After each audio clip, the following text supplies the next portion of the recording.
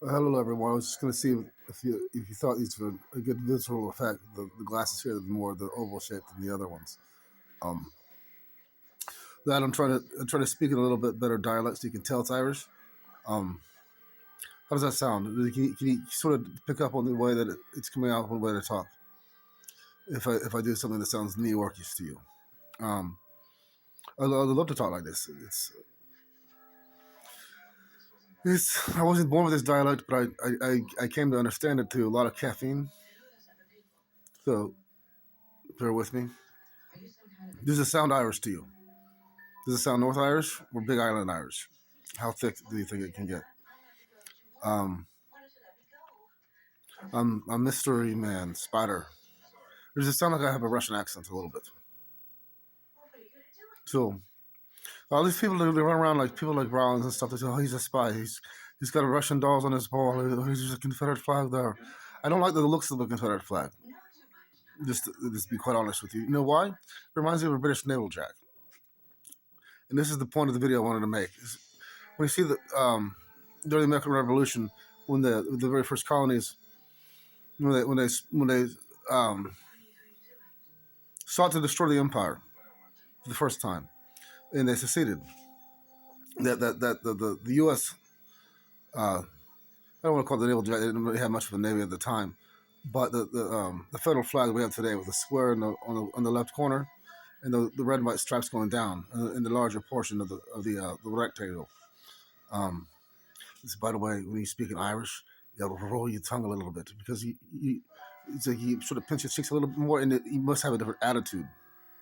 The attitude because you're enjoying the embodiment of the culture, and you must enjoy it when you're doing it. It makes you feel better than other people.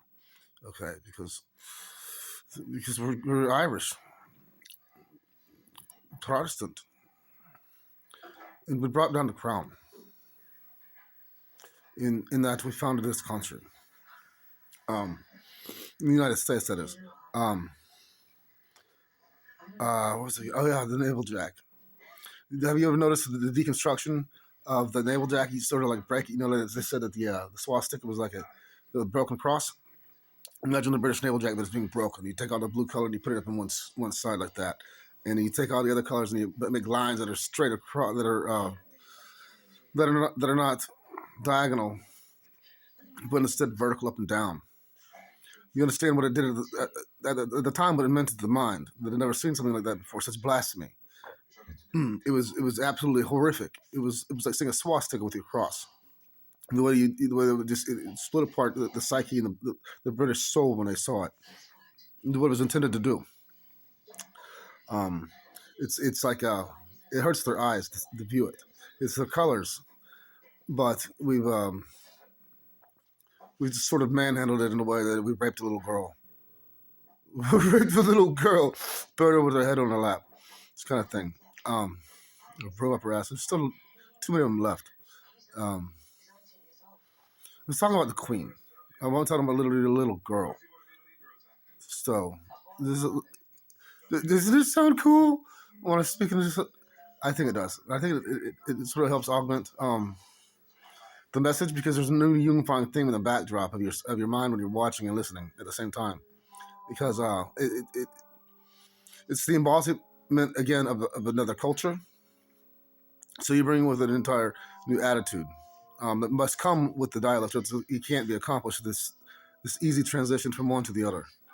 Um, so you can sort of get a taste for what it might be like to try a thing like this. You notice I grab my vocabulary is another sort in the back of my mind. I'm grabbing words that I'm better at pronouncing and putting together in a way that it sounds Irish because again it's the embodiment of another culture, and that's what it means to absorb something else that's foreign, um, at least foreign to that which we're used to traditionally. Um, so it's not that I'm trying to sound smart on purpose; it's trying to sound um, foreign. That's what all I'm getting at is that I think it's a better expression of that which we're all about. It's power. I said power too high pitched. It just sounds like a gay little Irish fuck, but it's not an Irish fuck. It's a Star Wars fucker. Okay, I'm a fucker. In my boom boom room. Get my dick jerked off, huh? I'll get my dick jerked off. I'll go put my pee in that hole, huh? Yeah. Yeah, don't go out and put you try to find a blowjob booth in my neighborhood. Okay, all you little redneck fucks. Okay, I'm not a redneck. Okay, I come from a superior culture than you. Okay, because we're used to winning here. All I will say is that the only saving grace is the fact that, at least in my own eyes, is that the American Revolution, okay, it was the Irish Revolution. So we took back their language, made it something foreign to them. What I mean by that is to say, um, the American Revolution came first, and then it went back to Europe, went back to the island, and we toppled their empire from the inside. That's why they have a parliament now. It's Scotland Yard. I can't do a Scottish Irish transition. Um, the Scottish are just rednecks. They're stupid. It's the United States. The United States is responsible. More so than Scotland Yard could ever be. Following our revolution, in juxtaposition, the next chronological thing that happened was the British Revolution, I would call it. It was the United Kingdom Civil War, and that's the time when the royal family were families in cahoots with each other. From France, from the Normans, they're not the Roman. Okay, I'm Gaelic. Um, not Gaelic, but like, excuse me, I get a burp.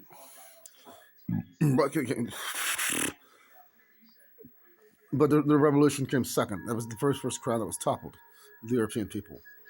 Um, and then, of course, the French Revolution after that, and so on and so forth.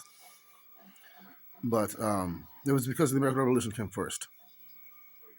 Okay, the empire was broken apart for the first time. After that, we went back. It's not that Ireland's our big brother, but we are their big brother. The headquarters of Ireland is Washington, D.C. The headquarters of the European Union, the headquarters of the United Kingdom, of Great Britain, is Washington, D.C., we're the headquarters. That's just the way it is, historically speaking and nationalistically speaking.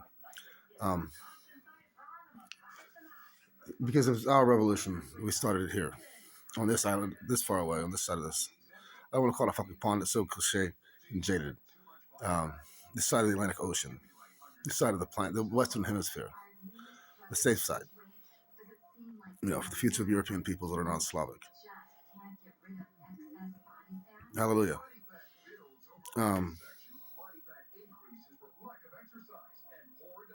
Yeah, Putin's a good man. Of course. You got a problem with that? Okay. I don't care. You still gotta listen. Oh, it's freedom of speech, okay? Fuck off.